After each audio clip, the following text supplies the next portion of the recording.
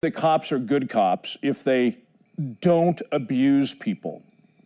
Well, I don't know how you feel about this, but for me, man, that is setting the bar at the very, very lowest level. I mean, the bar is almost on the ground when you say that. Well, you know, he doesn't physically abuse people, so he's a good cop. Wow, really? That's like saying you're a good husband because you don't beat your wife. Well, there's a lot more to being a good husband, really refraining from beating your wife. But yet people use this ridiculous argument. Perhaps we should expect more from our officers? And here's the problem I see with the ill-considered definition of, well, you know, he doesn't abuse people, so he's a good cop. Many of these people that I hear, the citizens saying, you know, oh, well, I'm sure that Randy's a good cop. The problem with that is that good cop may very well be standing right next to what you would consider bad cops while they do bad things, and he doesn't stop them. These cops may be committing criminal acts, and he doesn't stop them. Now, I'm not talking about they're walking into a liquor store and pulling their gun out and robbing a liquor store, but we'll use an example that we see time and time again on these videos. People being beaten for absolutely no justifiable reason. People being pushed to the ground, handcuffed, and having their cell phones taken when virtually every cop in America knows you can't do that. But what these cops know is nobody's going to stop me. Now, if I see it, I'm going to stop them, and I'm probably going to pay a price for that, but I'm going to do it anyway because I won't tolerate it. It's my country, not theirs. However, I shouldn't have to. You know who should be stopping those officers? His fellow officer.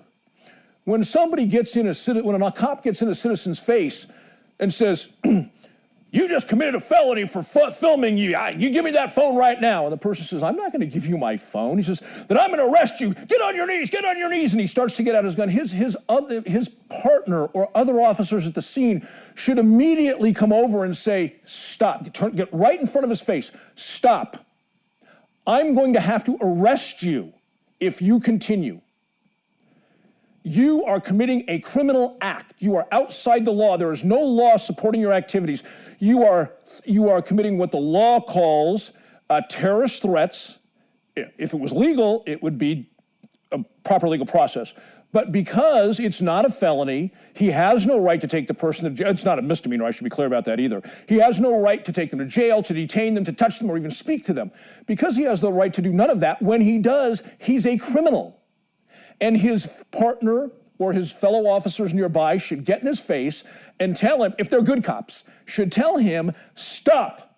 We are not having a discussion. You are done, or I am handcuffing you and taking you to jail. What you would see if these good cops actually did that is the bad cops would be like, what? And they would stop what they were doing.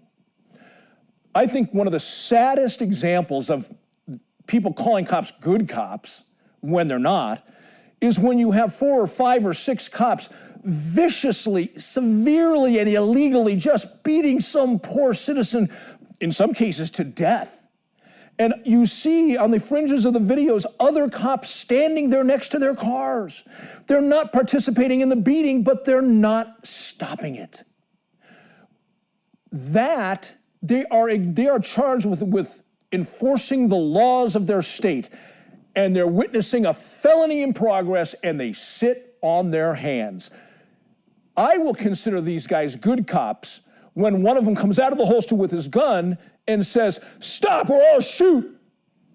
You would see those cops stop in a heartbeat, and they would stop. Not only would they stop immediately, but they would stop the entire assault, because somebody with morals and courage and testicular fortitude actually stood up and showed that he had a pair instead of standing there like a coward that you